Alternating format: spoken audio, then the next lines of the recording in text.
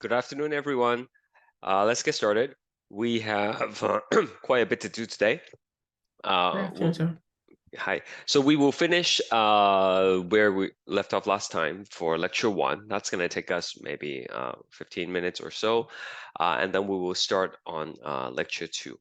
More people comes, then I'm going to tell you a few things about the course that requires your attention. But for now, let's continue from where we left off. We were talking about setting up experiments that involves human subjects, and to do that, we would have a control group where we don't give them any treatments. We would have the treated group that will be receiving, say, an experimental drug, and then we would have a placebo group, which would help eliminate, minimize bias as well as psychological effects. Now, there are other things we must consider when we conduct an experiment. We have to have a large sample size. We cannot just perform the test on like 10 people or even like 20 people. That's not a large enough sample size in most cases. Right? You might, let's say we want to test the effectiveness of a new vaccine. You will need to have thousands of people in the trial, right? And so a large sample size will create more reliable results. And when you choose people to participate in the studies, it's important to have random selection in most cases. Okay, you don't want to put all the younger people in one group and the older people in the other group. You want to have a good mix, all right? Unless your experiment is specifically trying to determine if the vaccine has different effects on different age group, right? Then in those instances, you would separate people by age group. But otherwise, you want things like age, gender, ethnicity, right? All these things to be fairly randomly selected in all the experimental group, right? And that way, we are standardizing the experiment. There are other ethical consideration, such as the type of testing that we are going to be doing. Okay, in the case of testing a new drugs is fairly straightforward, but sometimes if you have to assess things like mental health problems, then setting up the experiment might be a little bit more challenging, right? Because remember, we have to protect the participant from any physical and mental harm in the process of performing the experiment, right? So sometimes if you're trying to assess mental health, right, you have to be very careful with a delicate situation. Sometimes it's not as easy to identify what the placebo is. Okay, it's not always a sugar pill, right? Sometimes it is the environment that you put the person in that might serve as a placebo. And sometimes, whether you need a placebo or not also comes into question. Okay, like if you test um, uh, uh, uh, the efficacy of a vaccine, the placebo group is actually same as the control group, right? Because in those instances, psychological effect is not necessarily going to have an effect on the outcome, right? Like you cannot will yourself into having protection against a disease, right? So like, there is no psychological effect to account for in those testing scenarios. So you might not need to have a placebo. Who should participate? Okay, uh, in 2012, I think that's when there was a Ebola outbreak in South Africa, and at the time there was no vaccine available. Right, so in Canada, there is an experimental vaccine that has shown promising results in animal testing, but it has not been tested on humans. So during the outbreak, right, researcher was trying to continue their studies using those experimental vaccines. But the ethical question is, who do we give the vaccine to? Who should participate in the study? Right? Should we give it to healthcare workers, who is doing all the frontline work, or should we give it to the vulnerable population, maybe like an older population, right? Like, so who participate in the study? That would be an ethical consideration. And there is the question of when do companies mass produce? Right? So pharmaceutical company doesn't want to mass produce a product until they know that it works, right? Imagine, making thousands and thousands of vaccine doses, and then you do your experiment and find out that they are actually not really effective. Then you wasted all this money, right? So usually they would wait until after the testing is done and then it shows promising results and then they go produce them.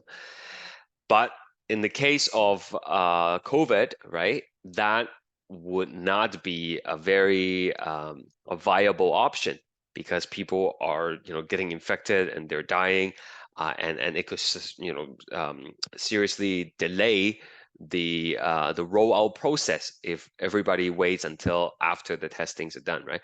So the government stepped in and they're saying, you know what, just mass produce them while you are testing the vaccines.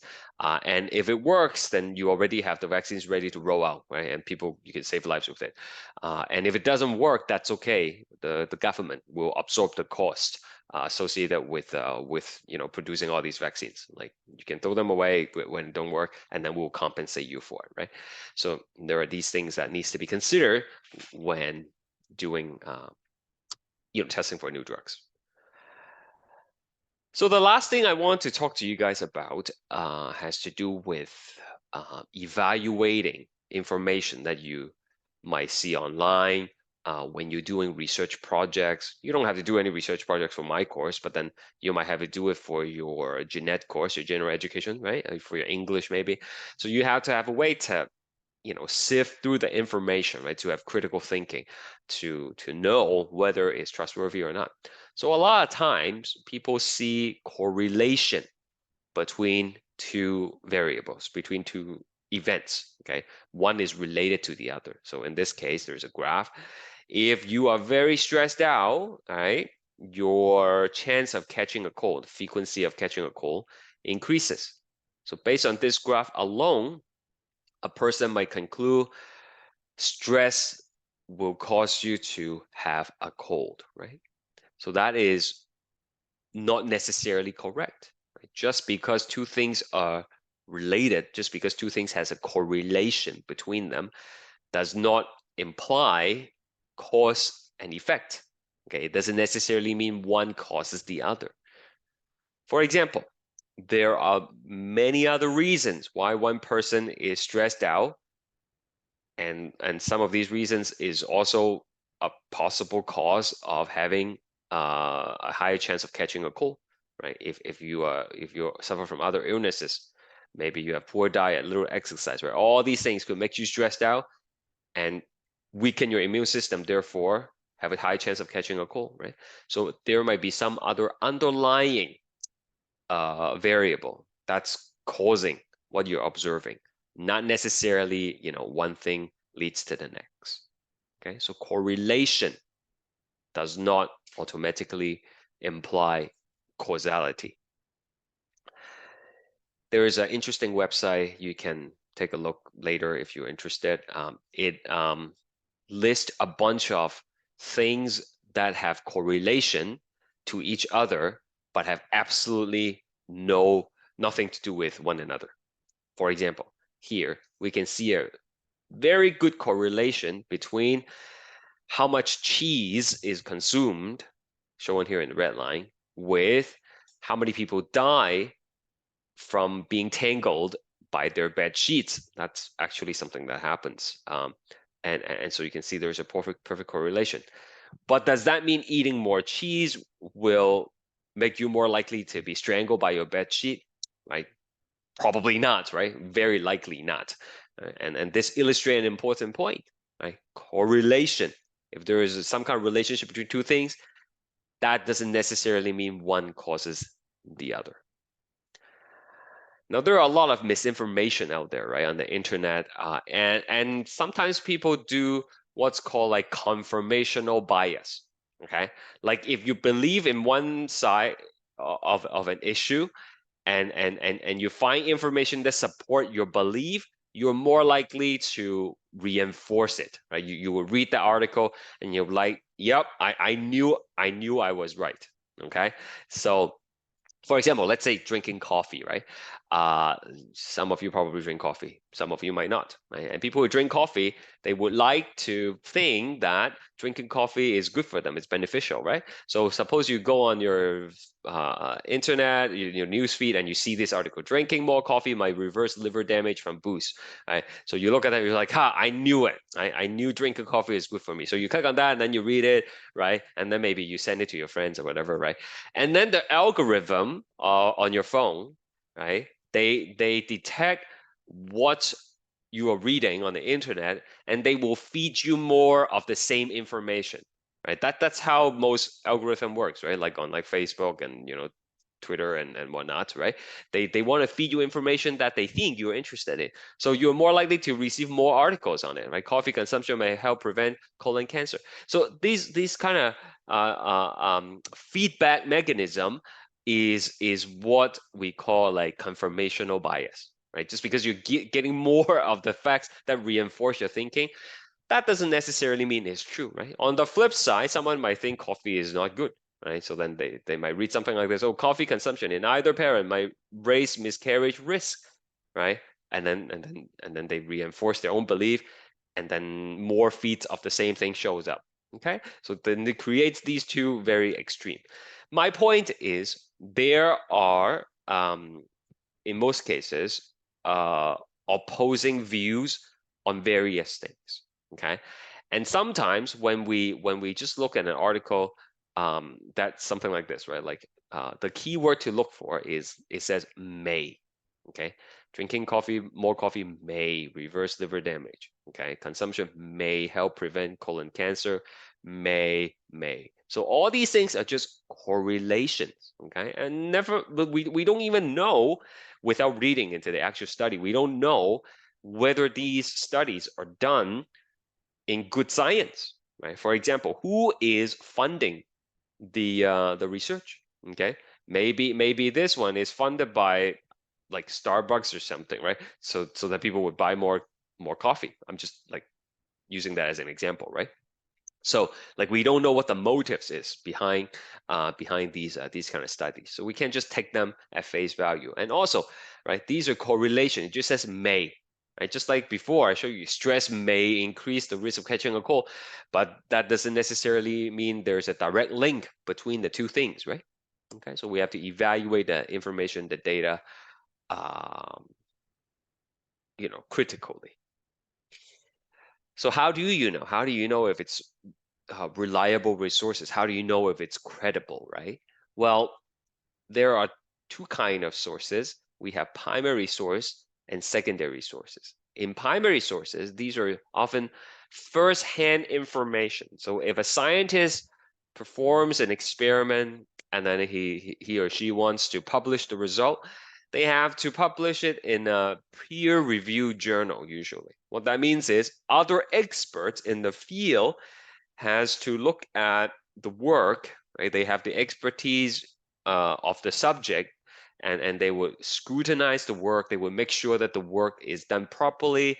And if there are suggestions, right? If there needs to be more testing, they would suggest it before they can publish it. Okay, so generally speaking, peer-reviewed journals are pretty reliable sources, right? But the thing with peer review journals is they're difficult to understand, especially for like a layperson, okay? Someone who's not an expert in the field. Like if you give me a peer review journal on the topic of like, colonoscopy or something, right? Like I wouldn't fully understand everything because that's not what I study, right? And so I might not be able to get all the information I need from the article. So that's why most of us rely on secondary sources. Okay, they are much easier to read, and it's someone else who have taken the primary information and then they report it in their own words, right? Usually an easier way to read. So these could be like newspaper articles, textbooks, right? Sometimes on online blogs, but there are no oftentimes there are no overseeing on these materials. So anybody can post a secondary source, and so we don't know if it's reliable or not, right? So if you read something on, like, say, a prestigious newspaper, okay, like the Toronto Star or like the New York Times, right? Then, within reason, you can trust it. But if it's just like an online forum, right? If you just read it on like Reddit or something like that, then it's not a very good source, because there's no good way to verify what the person is claiming, right?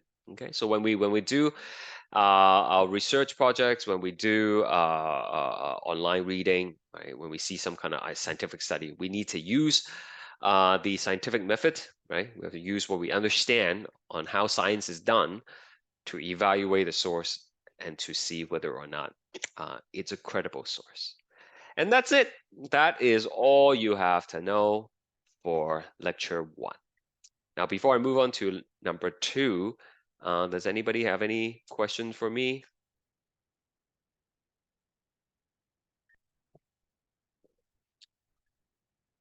Nothing? All right, great. Now, some of you might want to get extra help, and what you can do is you can go to the library website. I'll post this information online afterwards, okay? You can go to library website, and there's a video that shows you how to book a tutor. And you can get one. You can either, I don't know which campus you guys are close to. Like I am at Ashton B, so that's the room number at Ashton B. You can also do it on like an online tutoring as well. But these tend to book up pretty early, so make sure you take advantage of that. Our tutor this semester is from Waterloo, I think, and I'll post this information online afterwards to let you know. Yep, her name is Irina, and she is available for online and in-person help for biology, chemistry. This is something else. This is what you will take next semester. So like, they will be able, she'll be able to help you with these things. So you can email her directly. You can book through the library website. Okay, so I'll post this information for you afterwards. Another important thing that you have to do is this. Okay, I told you you have to use the lockdown browser to do the evaluations, right? Not just for my course, but for math and chemistry as well. So a student was using that over the like emailing me about it, setting it up over the weekend. And there was some problem, but the problem has been fixed. Okay, and like, you don't know if it's gonna have any problem until you try it out. You don't want to do this for the first time on the day of the quiz, right? Okay, you want to try it out first, and if you have any problem, you want to fix it before then. Okay, so what you need to do is you need to go to East Centennial. You need to click on assessment and then quizzes. Okay, assessments, quizzes. And then you will see that there is the scientific method self-quiz. Okay, so let me switch into student view. This is what you will see. Assessment, quizzes.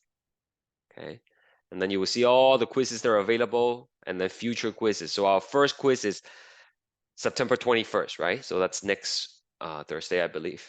Okay, and it says require responders lockdown browser. So you want to install that before you do it on the 21st. And the way to do it is there is a current quiz that says scientific method self-quiz requires responders lockdown browser. You just click on that. It doesn't count towards your grades. Okay, you can do it as many times as you want, and then you can download and install the latest version of Lockdown Browser. Once you have done that, you can launch it, okay, and then you can see how it works. All right. So only 2 people has done this so far, okay, out of the whole class. I strongly recommend that you try it out before our next class. All right. If you run into any problem, you can email me. If I can help out, I will. If I don't know the answer, I will refer you to IT or something like that. Okay. But it's important that you that you try it out. Any question about lockdown browser at all? Are we all together, guys? Yes. Okay, great. Well, if everybody is okay, we will move on to our lecture number 2. Okay, so lecture number 2 is called macromolecule. Okay, so macromolecules are like big molecules, right? To understand the key macromolecules that is relevant to a biological system, we have to start with a little bit of chemistry. Okay, we have to start with a little bit of chemistry. You might have learned some of these in your chemistry class with Professor Chung, and if not, that's okay. That's why I include this section. Okay, it's a bit of a background information. All right, so here we go.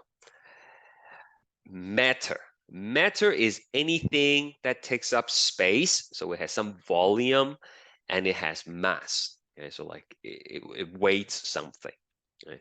And the matter can exist in a solid form, such as ice cube. It could exist in liquid form, such as water and like liquid water, or it can exist as gas form, okay, such as like carbon dioxide, right? And matter is composed of elements. Right? Elements are substances. Substances is just like a fancy word for things, right? It's things that cannot be broken down into other substances. Okay, so that is elements. The smallest unit of an element that still has the same chemical and physical property of that element is an atom. Okay, so when we say, you know, carbon is an element, and what makes up carbon is a bunch of carbon atoms. Okay, each carbon atom, excuse me, has the same chemical and physical property. That means they will react the same way, right? They will have the same, you know, melting point, boiling point, so on and so forth. Okay. Now, atoms comes from the Greek word indivisible. Okay, it's like if you take a piece of paper, you rip it in half, and you rip it in half, and you keep on ripping it in half. You know, there's gonna come to a point where it's gonna be indivisible. Okay, and that point is where you reach an atom. That's basically what it means, right? From Greek philosophers. So, what makes up an atom? Inside the atoms, we have subatomic particles. There are 3 kinds of subatomic particles that you should know. We have the neutrons, which have no charge. No charge. We have the protons, P for protons and P for positive. And then the protons and the neutrons are at the center of the atom. We call that the nucleus. Okay, so this structure in the middle, that's the nucleus. All right, and then going around the atom are negatively charged electrons. Okay, so that is the basic model of what an atom is. All right, so carbon is made up of carbon atoms. Oxygen is made up of oxygen atoms. All the oxygen atoms, they behave the same way. All the carbon atoms, they behave the same way. But the carbon atoms behave differently compared to the oxygen atoms. Okay, so atoms of the same kind are the same, but are different from other kinds. All the atoms, all the elements that has been discovered so far are listed on the periodic table, right? So everything in the universe is made up of all these elements, as far as we know. Okay, if we discover a new one, we probably can add it to it, right? So some of it you are familiar, right? C is for carbon, S is for sulfur. Some of it is a little bit weird, like Na, right? Na is for sodium, right? So these are all the elements that exist in the universe. even though there are hundreds of elements, only 5 of them makes up a majority of the human body. And here they are. 96% of the human body is composed of these 5 elements. We have carbon, nitrogen, oxygen, hydrogen, and phosphorus. Does anybody know where we will find carbon? Like just around you, in your room right now, right? Or wherever you are, okay? Do you have some carbon somewhere, uh, on your desk or somewhere? Pencil. So Sebastian says pencils. Yeah. So the people call it the lead, right? But it's not really lead. At some point, it might have been lead, but lead is poisonous, right? Okay. So they replace it with carbon. So the graphite in your pencil, that is a carbon. Nimio said diamond. Exactly. If you have a diamond ring, that diamond is pure carbon. Okay. Nitrogen, nitrogen is 70% of the air that we breathe is nitrogen. Okay, but we don't do anything with it. We breathe it in and then we breathe it out. That's it. Okay, we can't use it in the air form. Okay? Oxygen, 21% of the air that we breathe is oxygen. Hydrogen, we don't really have hydrogen in the atmosphere, but they used to use hydrogen to inflate balloons, right? You might have heard of the Hindenburg accident, right? When they have the Zeppelin filled with hydrogen, but then hydrogen is really explosive, right? And then the whole thing blew up. So that's hydrogen. And phosphorus, right? Phosphorus, they used to be on the head of matches. That helps them light up the match. Now I think they use another substitute for it. Anyway, so these are the key elements that makes up the body, right? 96% of it. What about the rest of the body? What about the remaining 4%? Well, it turns out there are many other elements that we need, but not a lot of. So we call them trace elements. Okay, you only need a little bit of it. Okay, if you have too much, or if you have not enough, a deficit, right, a deficiency of these trace element, it would often result in some kind of abnormalities. Okay, so an example, here are some examples, right? Zinc, you need zinc for your immune system. You need calcium for your bones. We probably know that, but a lot of people don't know you also need calcium for muscle contraction.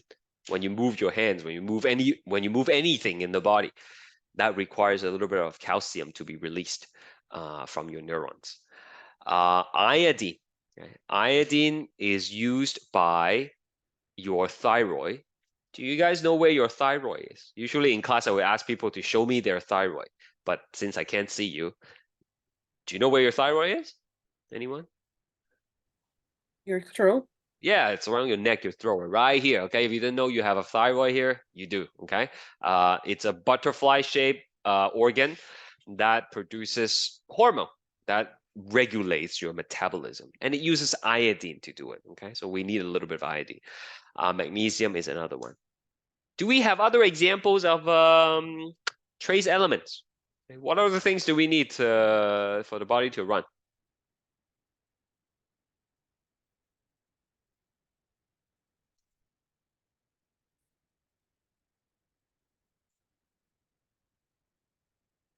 What Maybe other? sodium. Sodium, yeah, we definitely need sodium, right? Your salt, right? Okay. Iron. Iron. We need iron for what, Patrice? Iron to help sustain our blood.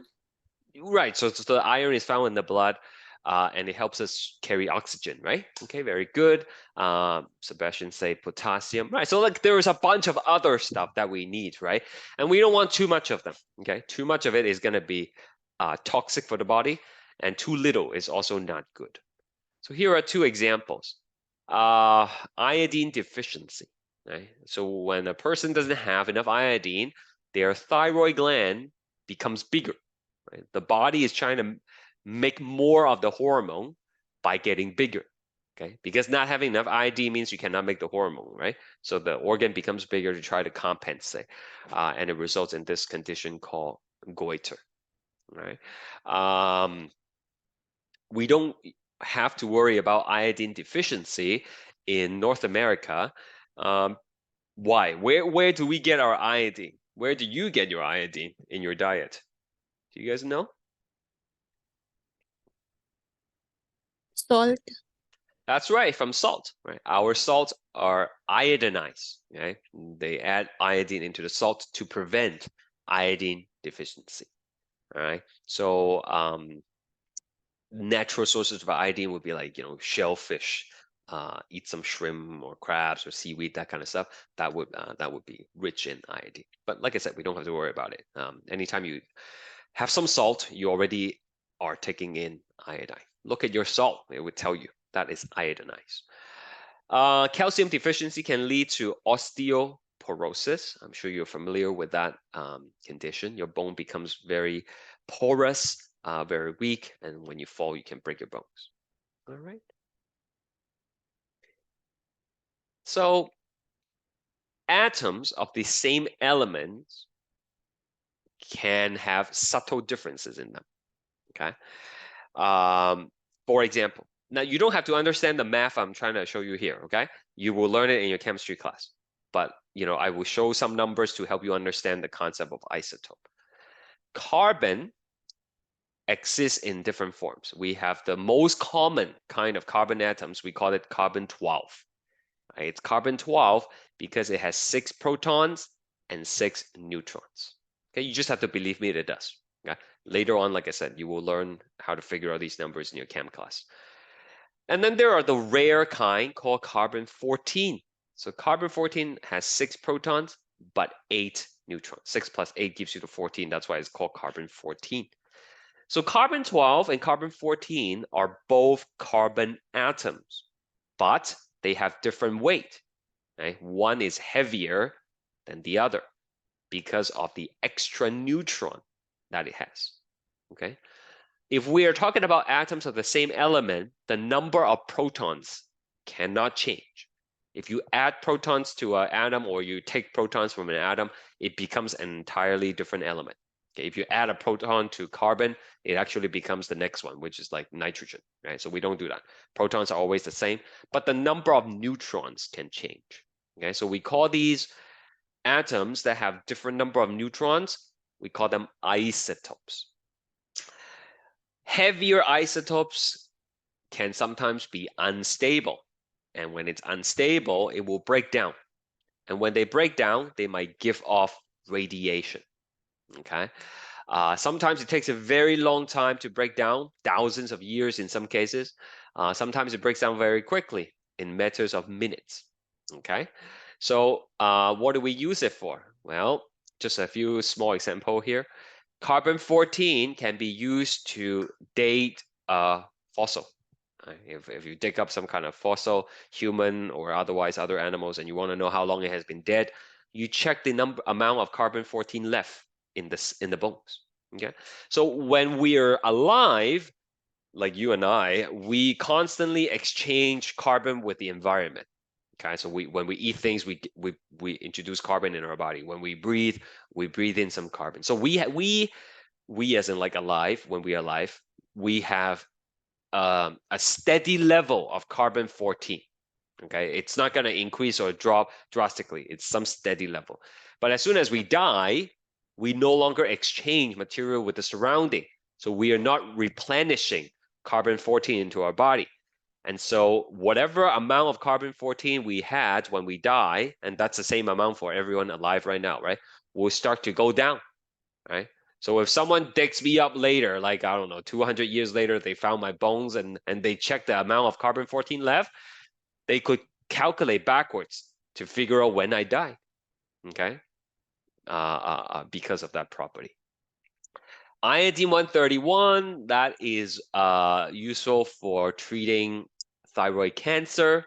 If someone has thyroid cancer, they could receive an injection of iodine 131. It would go to the thyroid, it would break down And as it breaks down, it gives off radiation, and the radiation is supposedly going to kill the cancer cells. Okay. And if you have a smoke detector at home, there is a little bit of radioactive isotopes in it. It's perfectly safe though. Okay, it's just part of how the smoke detector works. Okay, we're not going to go into it, but that's Americium, I think, Cium 241. Okay, so that's isotopes, atoms of the same element that has different number of neutrons. And then the next thing here is an ion. Okay, ion. You get an ion if the atom gains or lose electrons. Right? So let's say we have sodium here. Sodium likes to give off electron. You don't have to know why. Like again, you will learn it in your chemistry class. Okay, just know that, just believe me for now, that they like to give off electron. When they lose an electron, since electron is negatively charged, right? When they lose an electron, they become positive. Okay. Similarly, chlorine. Okay. They like to pick up an electron, and when they do, they become negatively charged. So let me go through this one more time. What the first equation means is sodium can give off an electron, and then it becomes positively charged. Chlorine can pick up an electron, and it becomes negatively charged. All right.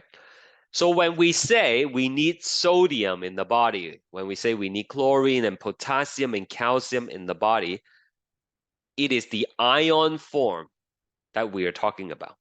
It's not the elemental sodium that we are referring to. Right?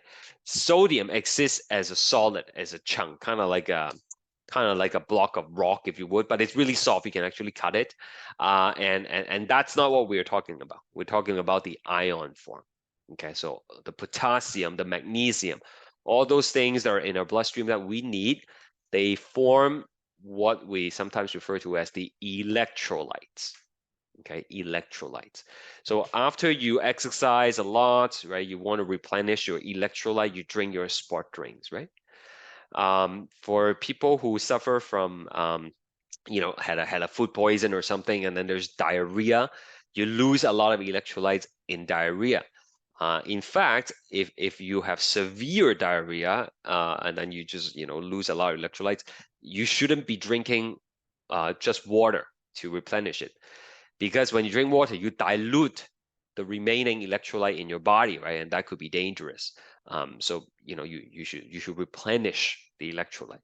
There are these things called like Pedialytes, right? Which are essentially packets of these sodium, potassium in it, and not only are you rehydrating yourself, you are also replenishing the electrolytes. So I'm gonna pause for a second to see if anyone have any questions.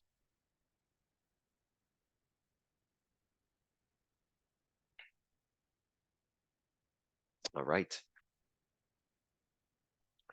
So here we can see a block of sodium. Okay, the sodium is a metal and an element. You can find, if you can find it on the periodic table, then it is going to be an element. What makes up the sodium element is the sodium atoms, right? Okay. So on its own, sodium, this block of sodium, is very reactive. Right? You can search it up on YouTube. You can search up sodium explosion or something on YouTube, and you will see people try to drop a chunk of sodium into a bathtub with water in it, and then it actually blows up. And so sodium reacts violently with water. And that's what I meant earlier, right? When we say we need sodium in the body, we are not saying we need a chunk of sodium. Like you're not gonna, eat the sodium, right? This sodium is very, very reactive. Right? We're talking about the Na+, the ion form. Chlorine is a gas, and it's very, very poisonous. Okay, they use this in Second World War to make the mustard gas. Okay, it will destroy lung mucosal lining, and it would be a horrible death. Okay, and then it's made up of these chlorine atoms. So you don't want to have these things sitting around, in your house. It's very, very explosive, very poisonous. But when you have sodium and chlorine combined together, you end up having sodium chloride. Sodium chloride is table salt. Okay, and it's neither explosive or poisonous. We use it on our fries, right? So my point is, when you make a compound, when you combine elements to make a compound, the end result has very different properties than the original ingredients. Okay, so the smallest unit of an element is atom, but the smallest unit of a compound is a molecule. All right. Now, what's holding the atoms together in a molecule? Well, it turns out there are two different ways to hold them together. We can use what's called an ionic bond or a covalent bond. So I'll keep it very simple for you. An ionic bond, a bond is like the glue that holds the atoms together, right? So in an ionic bond, we have a transfer of electron. Okay, sometimes more than one. Transfer of electrons. And like I told you earlier, sodium likes to give electrons away, chlorine likes to take one, so they make a perfect pair. They come together, and then this transfer of electron forms a bond. It forms an ionic bond that holds them together. Ionic bonds are usually very strong. Okay. Covalent bond is weaker than ionic bond. And instead of transfer of electrons, in this case, they are sharing electrons.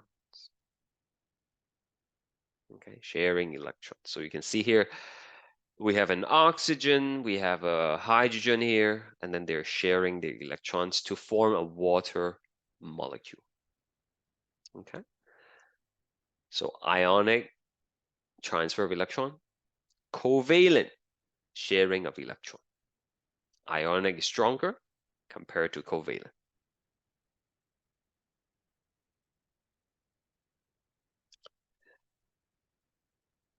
In chemistry and in biology, a molecule is considered as organic if it contains carbon atoms. All right. So the definition of organic is a little bit different than how people use it nowadays, right? Like when you buy organic chicken or something, it means it's raised with natural resources, right? Without antibiotics, without growth hormone and all that stuff, right? So in this context, the word organic means something different. Okay, it's just that if a molecule has carbon in it, then by definition it is organic. So there are many biologically important molecules that are organic in the body. Okay, so we have things like glucose. If we don't know what that is, we'll talk about it later. It's just basically a simple sugar. Proteins, these are organic molecules. Not all organic molecules has to be in a living system. Okay, a lot of things that we use in our everyday lives are also organic because they contain carbon. That's the definition of what organic is, right? So like polyester, right? Your jacket is made of polyester. That's an organic molecule. Methane, right? That is a greenhouse gas. That is considered as organic.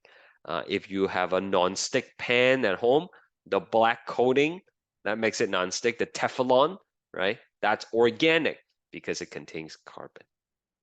All right. But the people who come up with this definition, for some reason, they're like, you know what? We gotta throw in some exceptions, right? So even though these molecules, carbon monoxide, carbon dioxide, and this one is cyanide, even though they have carbon in it, you know what? We're not gonna call them organic. Okay, we just gonna have these exceptions.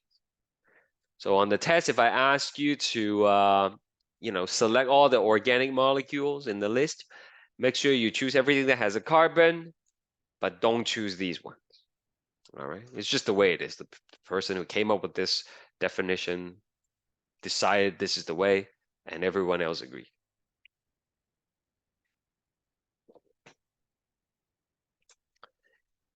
Now we're going to spend a bit of time now to talk about water molecule.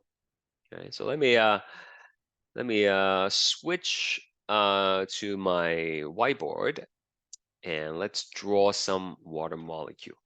You should know water is H2O, right? I hope you know that.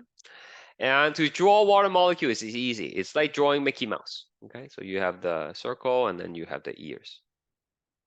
All right, so this here, this big circle, that is the oxygen atom.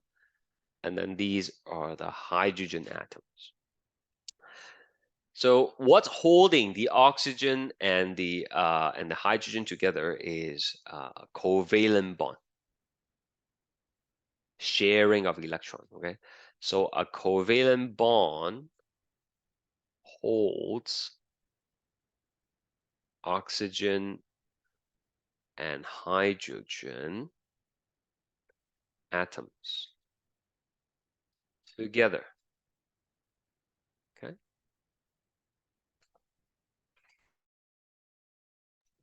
so there is a sharing of electron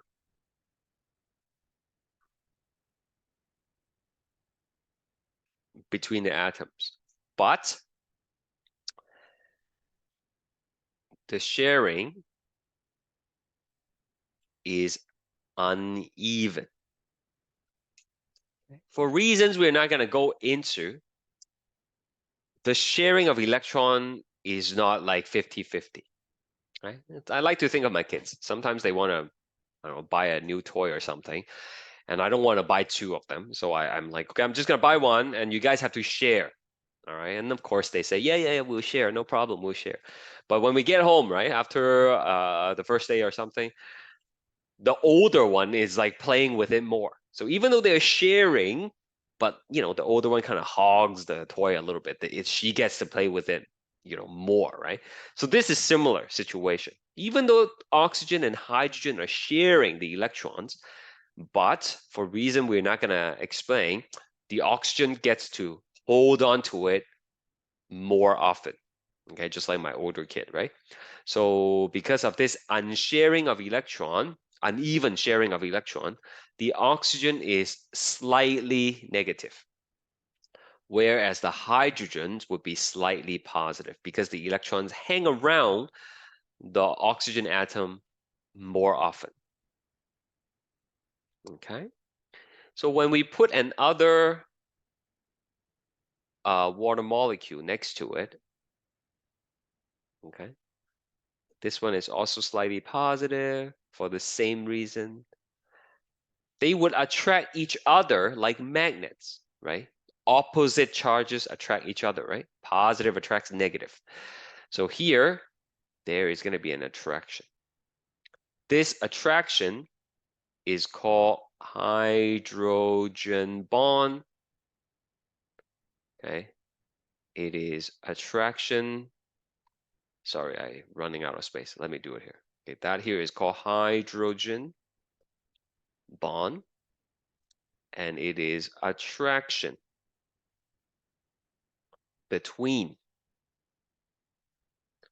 water molecules. Okay? So that allows water molecules to cling on to each other, Now, let's do this thought experiment together. Imagine you have a dime, okay? A dime. And then you have a water dropper, okay? Eyedropper, whatever you call that thing. Okay, and then you're gonna drop water onto the dime, okay, or the penny. This is an eyedropper. This is a dime. Okay, since we don't have pennies anymore, it's too expensive to make them. How many drops of water do you think we can fit on the dime? What do you think? Just throw me some numbers. Okay. Drop the water on the dime. How many do you think you can fit on it? Yeah, 10. Okay. Anyone else? Higher, lower?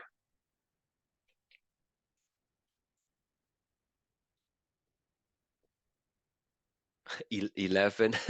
Okay. 11.5 maybe. Well, actually you can fit a lot, okay? Like you can easily fit over 20. And if you do it slow, you might be even able to fit like 30 drops on it. I'm not talking about like tiny drops. I'm talking about like, literally big drops, right? And the reason is because the water, if you do this, will actually form a dome, kind of like a droplet, right? Before it spills over. And the reason it's able to do this is because of the hydrogen bond. The water molecules are literally like clinging onto each other, like don't spill over. Okay, I'm gonna hang on to you, right? Um, and this property is called surface tension. Okay, allows water to basically form a dome, right? And that's why you can hold more. That's also the reason why you guys know water striders, like those bugs that dashes around on pond water in the summer, right? That's why they could walk on the water, right? Because of this film, right? That's what the water molecule is clinging onto each other, right? Um, the surface tension allows them to dash around. Right? It's also the same reason why you can suck water up with a straw. Okay? When you suck them up, one water molecule pulls onto the next, and then it pulls onto the next, and the whole thing goes up. All right. So we call this property polar. Okay. So water is polar because of the uneven sharing of electron. Okay. So back to our PowerPoint here. Okay, the oxygen is slightly negative and the hydrogen is slightly positive. They don't have even distribution of electrons. And when you put the two next to each other, they attract each other like magnets. And this attraction between them, hydrogen bond. Questions?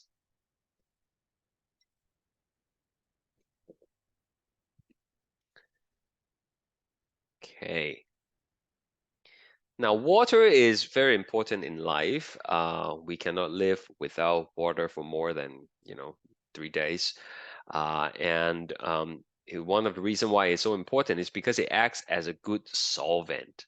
Okay, so if you think about a pack of Kool-Aid, this is a solute.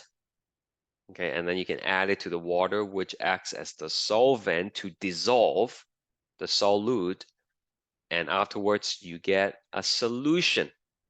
A solution. Okay, so water is a very good solvent because it's able to dissolve many things. All the electrolytes that we talked about, the sodium, the potassium, the chloride, all of those things has to be dissolved within our bloodstream, right? And the bloodstream is mainly blood is mainly water. Okay, so it's a good solvent. If something dissolves well in water, we call it hydrophilic. Hydrophilic. Philic is loving. Hydro is water. Okay, so philic is loving. Hydro is water, right? So these are water-loving molecules. So I want to ask you a question. Okay, so let's say we take salt, right? Salt is polar, and anything that's polar would I would say a majority. Okay, a majority of polar substances can be dissolved in water. That makes them hydrophilic.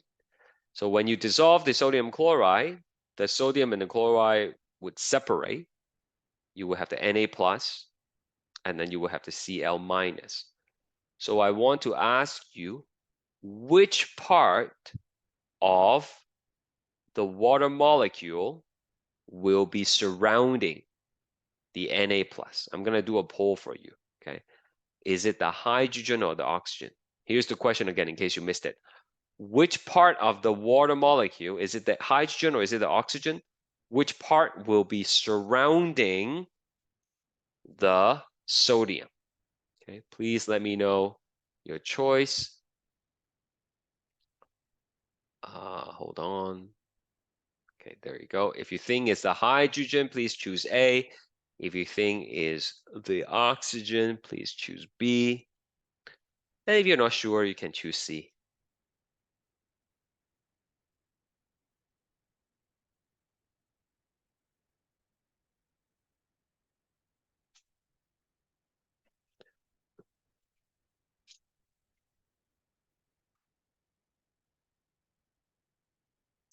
Okay, thank you for participating.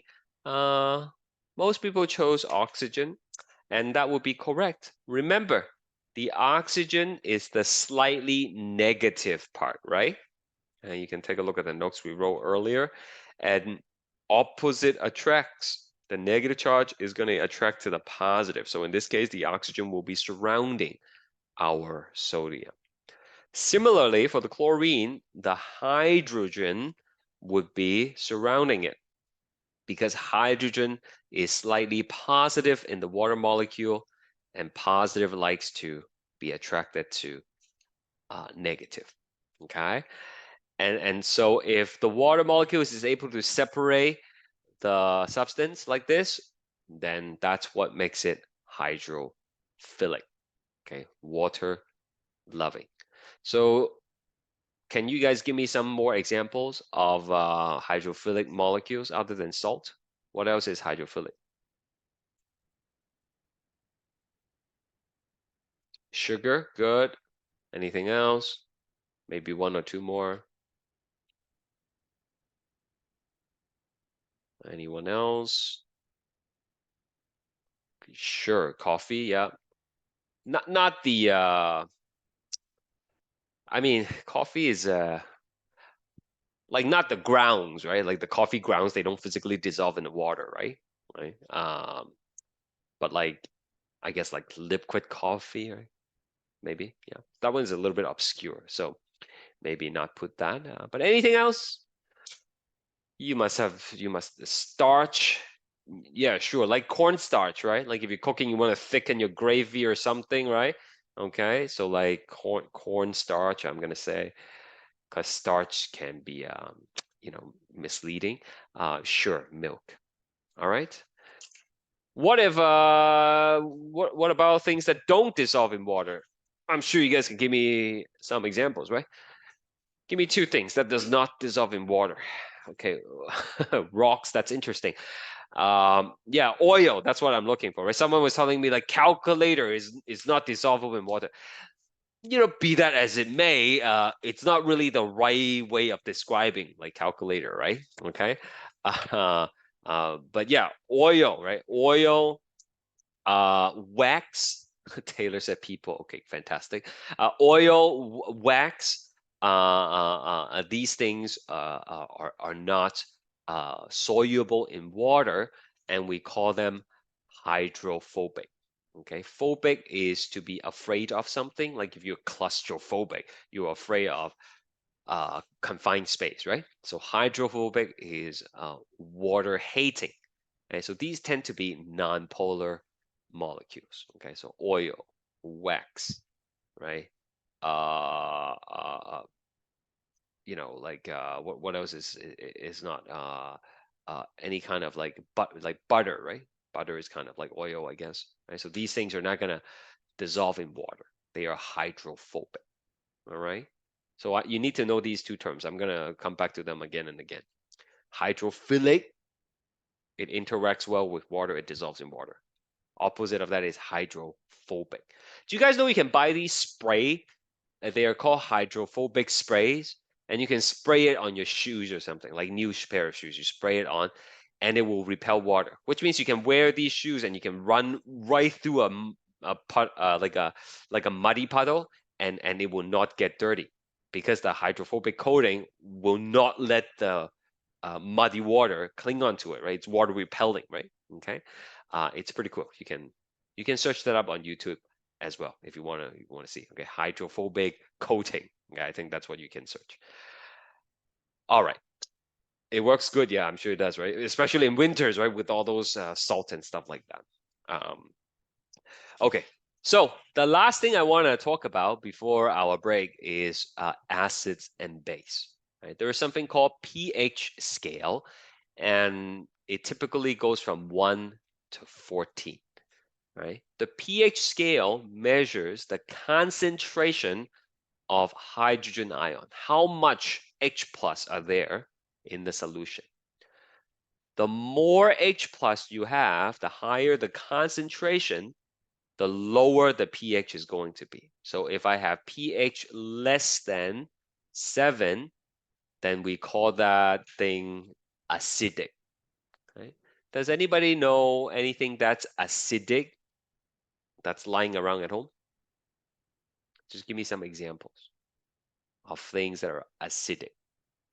Again, you don't have to go like all like proper chemistry term.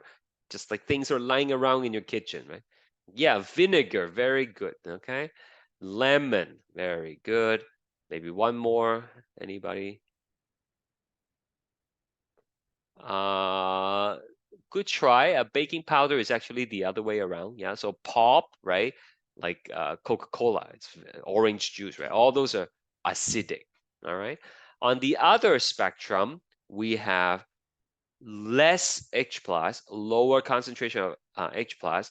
That means higher pH and it's less acidic. We call them basic. Opposite of acidic is basic, and that is pH greater than 7.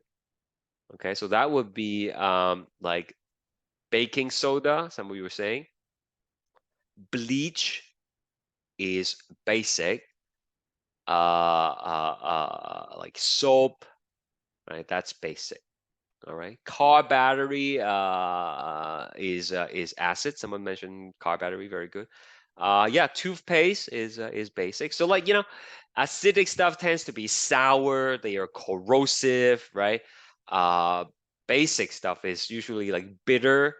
Like if you add too much baking, so like one time I was making muffin and I don't know what I was thinking. I mix up the baking soda with the sugar. Okay, so the muffin turns out like ultra bitter. Like my kid took a bite and was just like, what is this, right? And then yeah, I figure out like I added. I substitute the sugar with baking soda. That was a terrible mistake, right? So it's very bitter, and these are usually like cleaning product. Base is also corrosive, okay? Like if you rub bleach between your fingers, like it feels slippery at the beginning, but then eventually it would eat through your skin, right? And it would be painful. So that is basic. Now, right in the middle, we have pure water. Pure water is neutral. It has a pH of 7. Okay, so this is a bunch of stuff. You have stomach acid. Stomach acid, uh, for some of you might know, it's a hydrochloric acid. It's very strong acid. It has a low pH between 1 to 2. And we want it to be strong, right? Because we eat all sorts of stuff, right? Like think about like meats that we're eating, okay? Like all the plants that we're eating, like all those things needs to be digested. So we need the acid to be quite strong. Okay, so that's right here, hydrochloric acid, stomach acid. Our blood is between 7.35 to 7.45. It has a very narrow range that's compatible with life. Okay, if it falls too low, if it falls below 7.35, it's called acidosis. Okay, if you see a word that has the suffix OSIS, it means is in the blood. Okay, in the blood.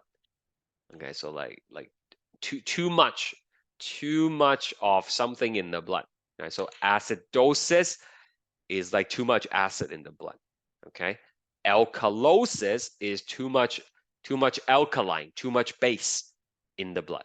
Okay, so these are not good. You can irreversibly damage your kidney. You can fall into a coma, right? Like you could die if your blood pH falls too far away from the norm.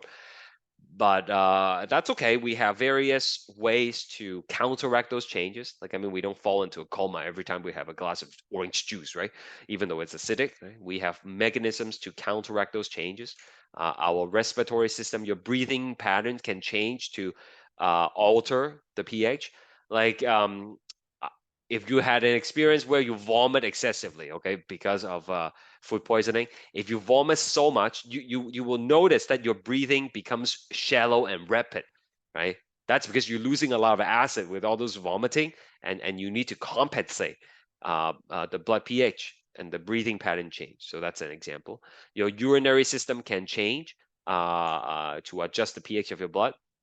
And then you have something called buffers in the body to help resist the change in the pH. Okay. Yeah, that's that. All right, last question. Let's do a poll before we have a break.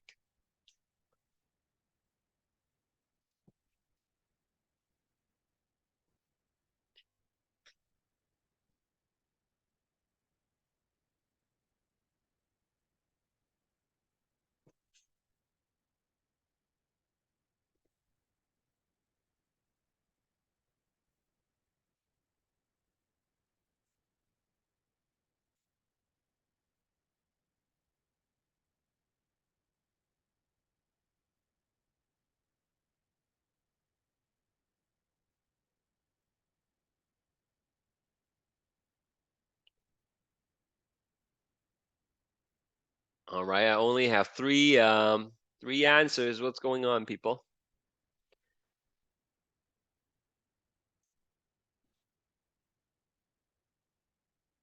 Okay, I'm gonna have it up for a couple more seconds. Please choose something. Oh, you cannot see. You can move the poll box away, right? You can click on it and drag it elsewhere, right? If you're on the computer. Um,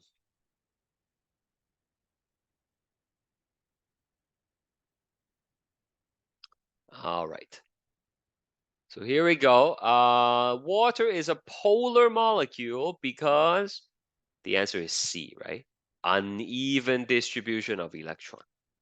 Right? It's not because the hydrogen atom has a positive charge. All right. The real reason is because of uneven distribution. Okay. The uneven distribution, the uneven sharing cause the hydrogen to be slightly positive and it caused the oxygen to be slightly negative. But that's not the reason why it's polar. Like this is the reason. All right, let's take a quick break. It is 1:37 right now. We'll come back at 1:42, I guess, 1:42, and we will do more. Okay, see you in a bit. So next thing we will talk about is like the biology stuff. Now we have covered enough chemistry. You have learned enough background information to move on. And the topic is like the main macromolecules in the body. When we say macro molecule, macro means really, really big. Right? So something like water molecule, which is H2O, only has 3 atoms in it, right? 2 hydrogen and 1 oxygen. So that's relatively small. When we talk about macromolecules, we are talking about thousands of atoms at a time. There are 4 main categories of macromolecules that we will be looking at.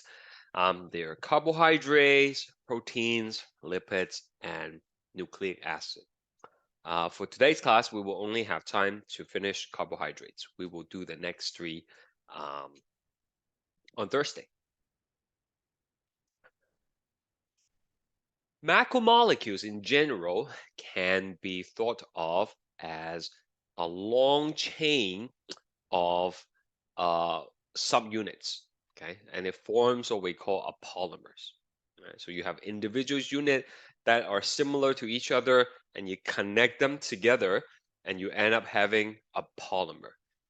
And different kind of macromolecules would have their own set of monomers. So, for example, carbohydrates are made up of monosaccharide. Don't worry about it for now. I'll explain later. Okay, proteins are made up of amino acid. So they have their own unique kind of monomers. Okay, here are 2 monomers. Okay, don't worry about what the hexagon represent at the moment. Okay, the hexagon, like each of the corner, is just a carbon. That's all you have to know for now. Okay, and that even that part is not so important right now. Okay? What I want you to understand is that this is a monomer, and then we have another monomer. Let's say we want to connect them together, right? We want to glue them together. And you can do something called dehydration synthesis, or also known as condensation reaction. Right? So in that process, you would remove a hydrogen from one of the molecules, and you will remove an OH from the other. So when you take the H and the OH and you remove it, you end up releasing an H2O, a water molecule, right? And then you form a bond that holds them together. Okay, so this process of connecting two monomers together by removing a water molecule, that is what we call dehydration synthesis. It's dehydrating because you're taking water out of it, right? Or condensation, which means the same thing. So you can repeat this process and make a very long chain. Okay, so like one monomer, another monomer, another monomer. Think of it as like a train, right? You can keep on hooking carts on it, right? Each cart would be a monomer, and then the whole train would be the monomer. Would be the polymer. Sorry, whole train is the polymer. The individual cart would be the monomer.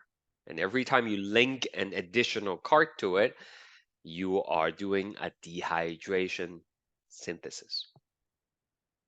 When we eat our food, it has different kinds of macromolecules in it that exist in the polymer form. So when let's say we eat a burger, right? The bun has carbohydrates in it, the meat has proteins in it, and a little bit of lipids, right? Because of the oil, right? So all those are polymers, and we want to break it down so that we can absorb the nutrient. So the opposite of dehydration synthesis is hydrolysis. Lysis is to break, and hydro is water, right? So we are adding a water molecule to split the bond. Right? Essentially, we are doing it in reverse. Now, I know this is a new thing for many of you, so let's write it out, okay, and see. So let's say we have a bunch of these circles. Okay, these are monomers. Okay, and we can connect them together and make a long chain. It's like making a bead necklace, right? You take the beads and then you string them together, right, to form a polymer. Okay, a polymer. And this is called, what's the name of the process? I mean, you don't have to answer me. You just think about it in your head, right? What is the process of linking monomers together to get polymers? Well, if you were listening, hopefully you remember it is called dehydration synthesis, right? Or condensation reaction. Okay. So we would have to remove water molecules. Okay, so we would have like n water molecules. Like we don't know how many. Depends how many you want to link together, right? Now, so help me out here. Let's say I have 1 and 2, just 2 balls. Okay, 2 of the monomers. And we want to connect them together side by side like this. Okay, connect them together like that. How many water molecules will be removed in order for me to join the 2 of them together? Just think about the PowerPoint slide I just showed you, right? If you want to connect 2 things together, how many water molecule needs to come out? Okay, Justine said 1, and that would be correct. Do you guys understand this? Right?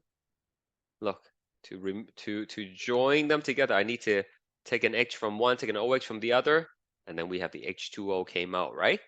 And that's how we form the bond. Now I'm gonna ask you another question, and I'll do a poll for you guys. Let's say I have 1, 2, 3, 4, 5 monomers, and we want to connect. Oh my goodness, we want to connect them together. Want to connect them together. So 1, 2, 3, 4, 5 of them together. In this case, how many water molecules will be removed? I will give you some choices. Is it 1, 2, 3, 4, or 5? All right. Again, my question is, if I have to connect all these ping balls together, all these monomers together to form a polymer, how many water molecules do we need to remove?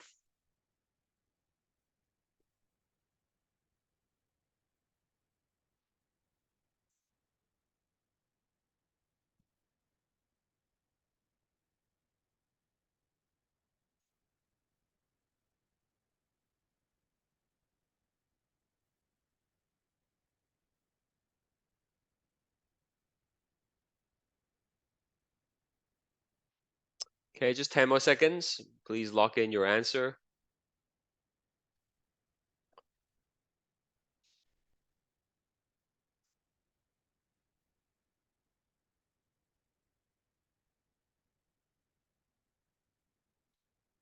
Okay, well, thank you.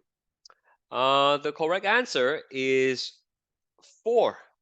And look, if I need to connect this and this, I need to create a bond, right? So that's one water molecule, and then another water molecule, and then the third one, and then a fourth one, right? So if I have to connect 5 balls together, 5 monomers together, you would have to remove 4 H2O. Okay? What if we have 100 monomers? Okay? How many water molecule would we remove? 100 water molecule. Sorry, 100 monomers. How many water molecule do we need to remove? 99 is correct. That's good. Okay, it's always one less. Okay. So back to here. If we want to digest the polymer to get back the monomer, I would have to add the water molecule, and that would be called hydrolysis. Hydrolysis. Any questions?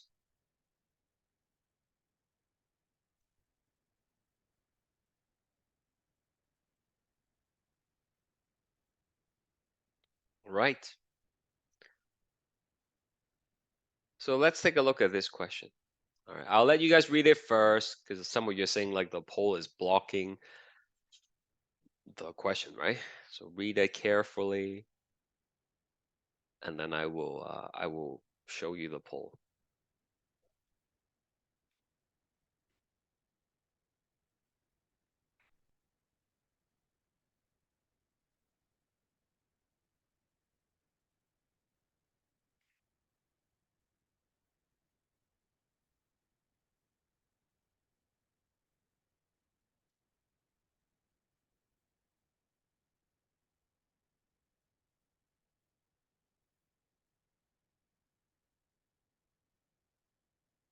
Okay, hopefully you finished reading it. I am going to launch the poll.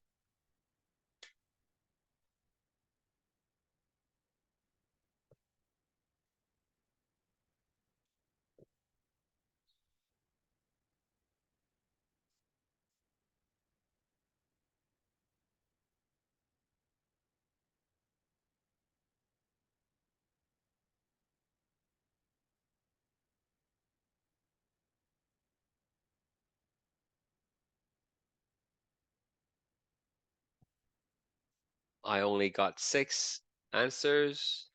Okay, 8 now, 9. Are we good? You guys, anyone else wanted to participate and not have a chance? All right, I'm gonna close the poll. Oh, someone else got in the last minute. Okay, the answer is B.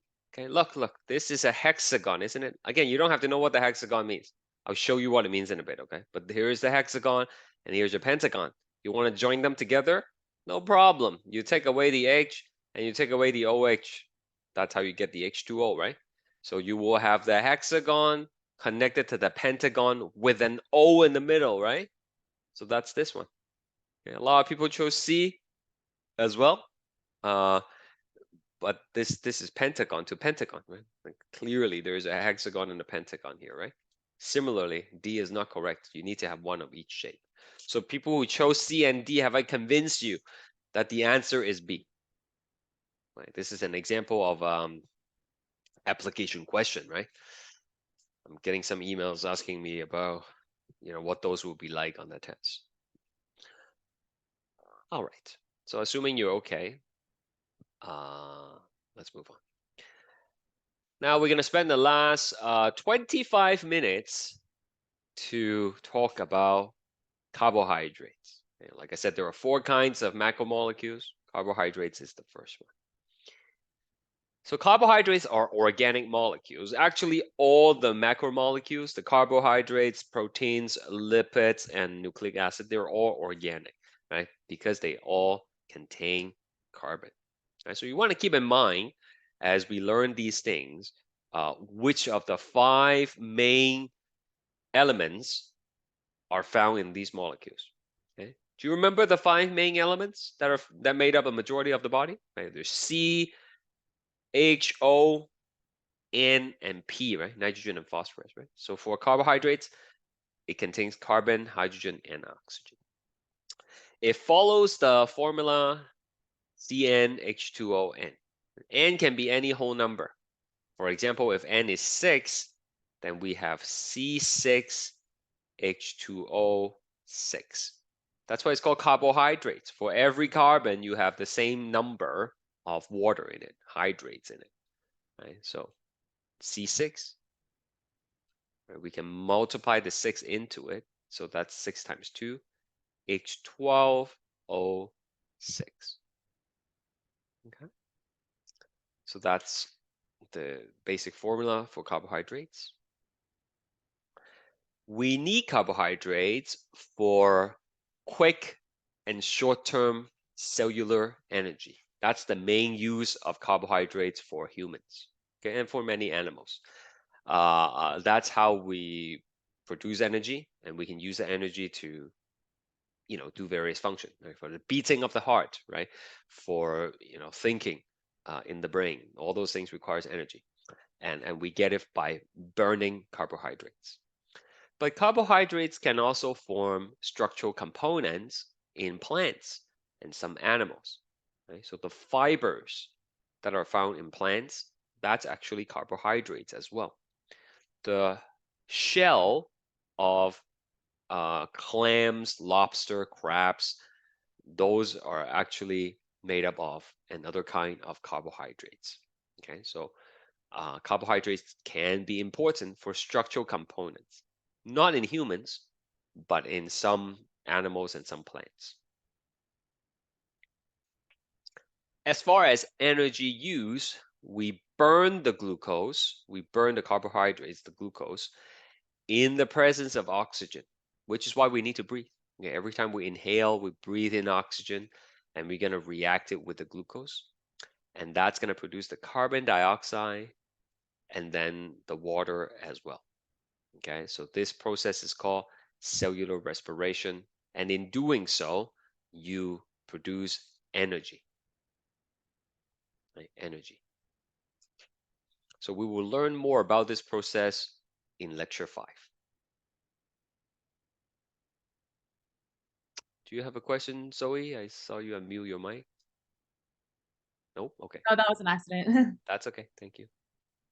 So where do we get our carbohydrates? Well, there's certainly no shortage of carbohydrates in modern diets. All right. We get, like, if you have any kind of meal, I am almost certain there will be carbohydrates in it. Right? So starch is a common source of carbohydrates, and we can get starch from a variety of options. Okay. Rice, corn, wheat, potato, pasta, right? All those things are very starchy, rich in starch. There are like good carbs and bad carbs, people say. Uh, Something like white rice is not very good carbohydrates because your body absorbs it really quickly. So if the person is diabetic, it might not be the best option. So there are other form of carbohydrates that are better. We call them complex carbohydrates. Does anybody know what kind of grain I'm talking about? Like what's like a better alternative to like white rice or like pasta. Okay, oatmeal, yeah. Quinoa, right? Some of you might eat that, right? Quinoa, lentils, all those things are like more complex carbohydrate. It takes longer for your body to absorb it, right? And yeah, couscous, exactly, right? So those are tend to be a healthier option, healthier alternatives. Okay, fructose is found in fruits. Okay, corn syrup, although it's not natural, but that's where you will find the fructose as well. Lactose, you will find it in dairy products, milk, um, yogurt, cheese, ice cream, right? And sucrose is basically your kitchen sugar, all right? And you will find plenty of sucrose in candy bars as well, all right? So no shortage of carbohydrates in our diet. So the carbohydrate is a polymer, okay? It exists as a long chain of repeating units, right? Um, and the main monomers that we're gonna learn for building carbohydrates are glucose, and you have to memorize these, okay? Glucose, fructose, and galactose. For those of you who may miss the first class or something, I said in the first class it's okay to have a cheat sheet, right, on the test if you have trouble memorizing, a lot of stuff. Okay, so like this could be one of the things that you put on your cheat sheet, right? So glucose, fructose, and galactose. You will not be responsible for identifying them. I'm never gonna show you a picture and ask you what it is. Okay, I will not ask you to draw them either. These are just for your reference, right? And now you can see what the hexagon represent earlier, right? The hexagon is like a glucose. The pentagon is like a fructose, right? So these things are the monomers that we can connect together to build the carbohydrates. These single building blocks, we call them monosaccharides. Saccharide is sugar. Mono means single. And these are single sugar, ready to mingle. They are ready to come together and form a bond. All right. So how do they form a bond? How do you put them together? Well, we learned that already through the process of dehydration synthesis, right? We have a glucose here and we have a fructose here. And you can see there's a lot of things sticking out, but never mind those. We're just gonna take a hydrogen from one, we're gonna take a OH from the other, and we're gonna form a bond. So when you take glucose and you join it with fructose, you end up getting sucrose, right? Which is again your kitchen sugar. Okay, the stuff in your kitchen right now, that's sucrose. And in the process, you remove a water molecule. So you see, this is like difficult to understand, right? Because there's a lot of extra things that are like poking out from the diagram, which is why earlier you don't have to flip back, right? Like earlier here, I just showed you. Okay, let's do like a hexagon and a hexagon, right? Like in this question, like a hexagon with a pentagon. So this represent a glucose and this represent a fructose without all the other stuff that's like bothering us, right?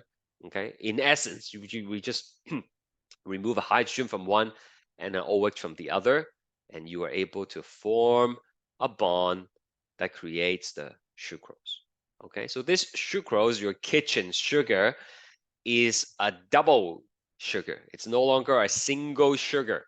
Okay, they have been connected together, and we call it a disaccharide.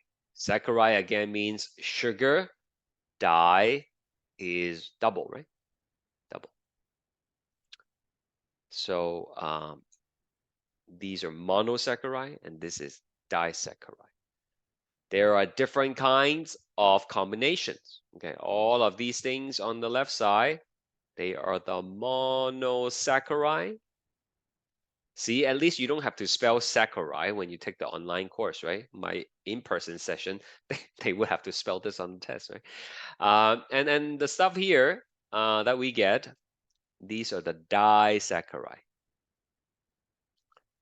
Okay, so if you take glucose and you connect it with another glucose by removing a water molecule, you end up getting maltose. Next time you have a candy bar, take a look at the ingredient. I guarantee you will find maltose in it.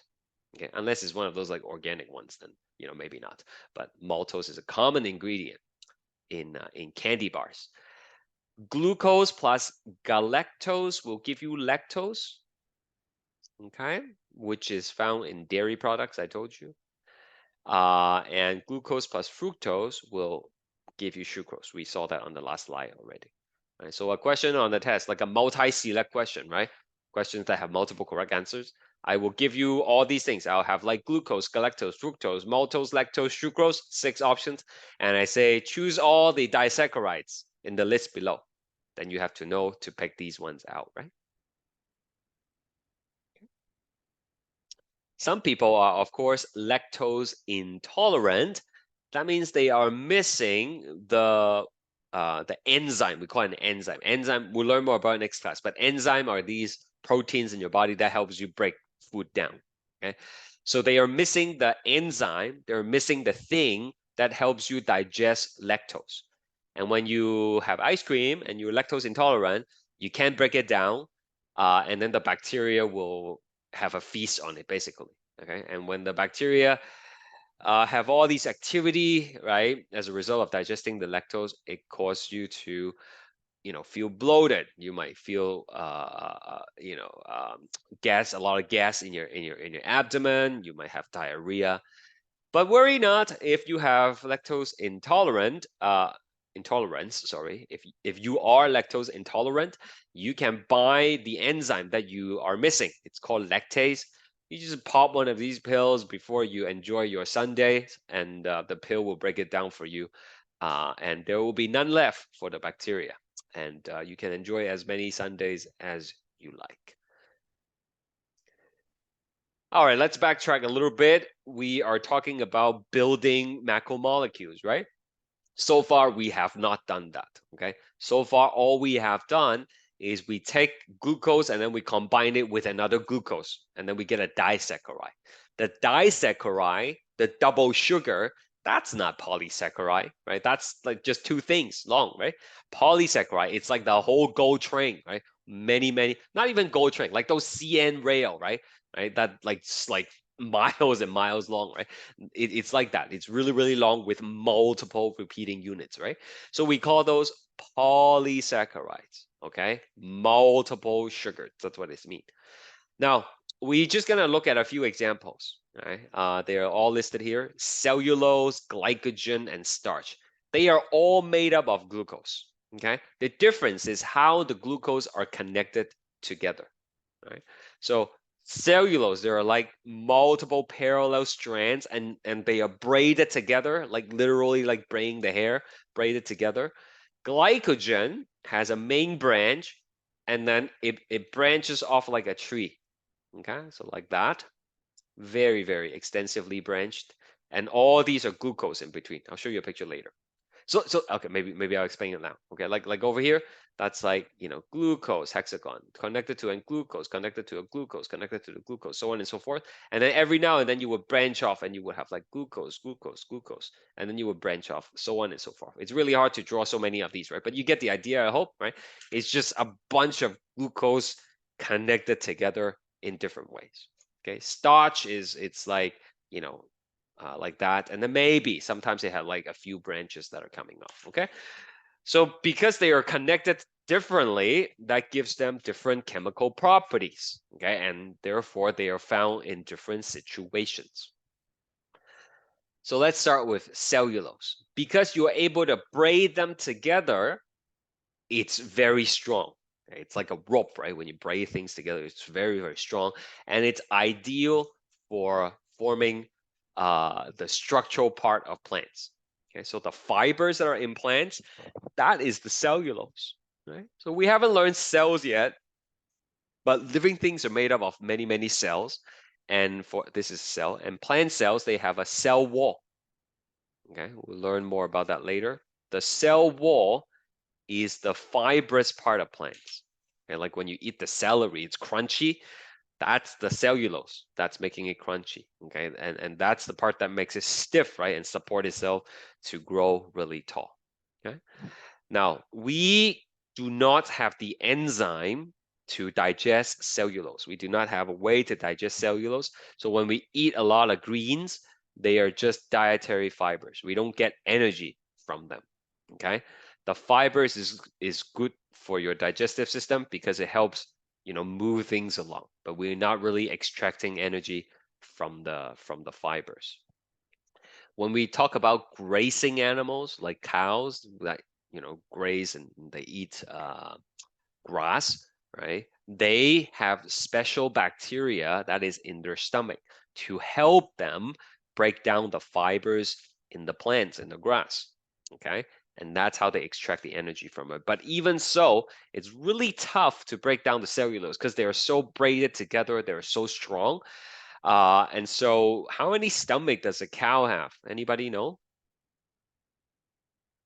Seems like a strange question to ask, but has anybody ever read anything about it? The answer is not one. Okay, yeah. Okay, Taylor said three. Yeah, there you go. Okay, three stomachs. Okay, they have more than one. That's because they need to digest the food. They need to break down the grass in different stages. So they break it down a little bit. The bacteria in the gut helps them do it, and then they have to like barf it out and then chew some more and then swallow it. And then there's like second stages of the digestion, and then they barfs it out again. So if you ever observe a cow, it's like it's always chewing something. Okay, it's like chewing gum all day long, and it's just trying to digest the grass.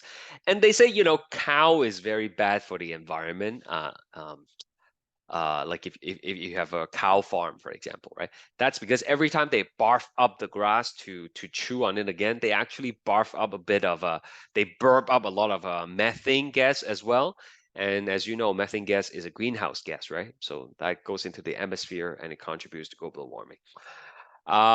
So again, fibers are indigestible for humans. Like you try to eat grass, it's gonna just stuck in your GI tract. It's gonna give you a stomach ache, right? Like we don't have a means of breaking it down.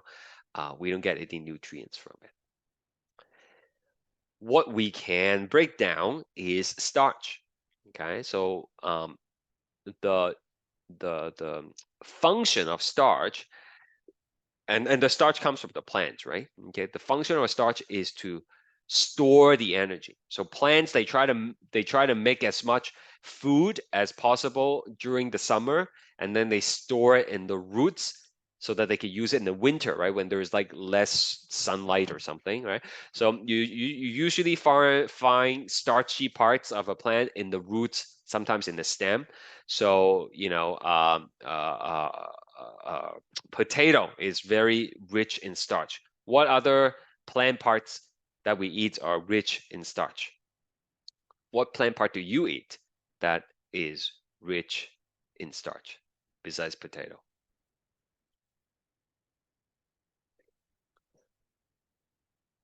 Yam, yeah, good. They're the orange one. My favorite ones are the purple ones.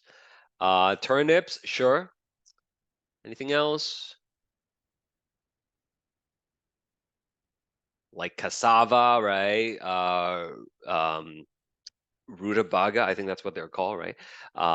So all these beets, right? Those are very rich in starch. Some are more starchy than others, right? So again, these are storage form of energy in plants, but we eat them so that we can get the energy as well. We have the glycogen. Okay, so glycogen is the storage form of energy in animals. Okay, we usually eat more than we need, and whatever we don't use up, we will store it in the muscle, and sometimes we store it in the liver. Okay, your liver is like okay, like this is your diaphragm, right? Okay, that's a breathing muscle, and right below the diaphragm on the right side, that's where you will find your liver. Okay, and we store excess energy in the form of glycogen. Glycogen. All right. And so if you skip lunch, right, earlier today, you might be hungry right now, and your body would go to the muscle or go to the liver. Each of these little green hexagon represented glucose, right? So, you know, your body would chop off some of these glucose, and then it will burn it in cellular respiration to help provide energy to last you through the lecture, basically. Okay, so there are three key types of polysaccharides. Right? We have the starch, which is storage form of energy in plants. We have glycogen, which is found in the muscle in this case, storage form of energy in animals. And we have cellulose, which is braided together to form very, very strong structural components in plants. Now there's one additional one called chitin. That's how you pronounce it, okay? Not chitin, it's chitin. This is a special kind of polysaccharide that has a modified glucose. Again, you don't have to know how to draw them, but this one has a nitrogen on it as well, okay? And chitin is very strong. It provides strength to form the shell of crustacean. Crustaceans are like lobsters, crabs, right? Those things with a hard external shells, right? Okay, even shrimp. So the shell is made up of this chitin. It also forms the exoskeleton of insects.